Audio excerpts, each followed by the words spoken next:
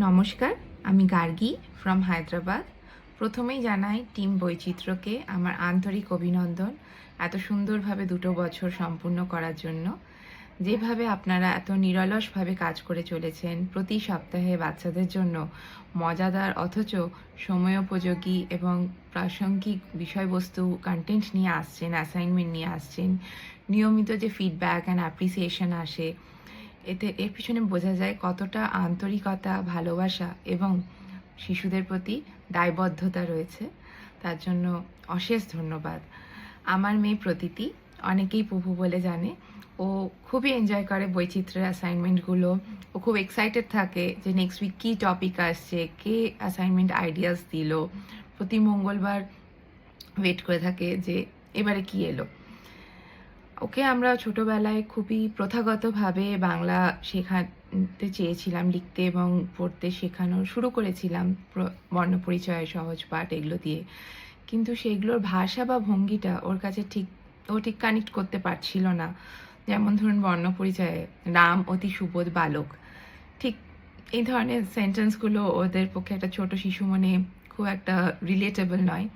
ঠিক সেখানেই বৈচিত্র্য ওদের কাছে অনেকটাই রিলেটেবল অ্যান্ড ওদের যে বৈচিত্র্য যে কন্টেম্পোরারি ফরম্যাটটা ওদের কাছে অনেক স্বাভাবিক ও সহজ লেগেছে।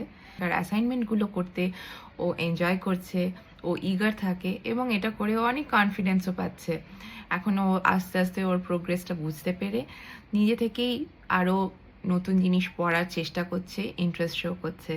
তার জন্য আবার অনেক অনেক অনেক থ্যাংক ইউ। আই নো আপনাদের বেস ব্রাঞ্চে regular cultural meetups and workshops হয় এবং রিমোট স্টুডেন্টসদেরকে নিয়ে বিভিন্ন টাইম জোনে কোঅর্ডিনেট করে কিছু ইফ উই ক্যান প্ল্যান, যদি কোনো ছোট ছোট অনলাইন মিটিংস আমরা উইকেন্ডসে করতে পারি যেখানে বাচ্চারা একে অপরের সাথে ইন্টারাক্ট করবে।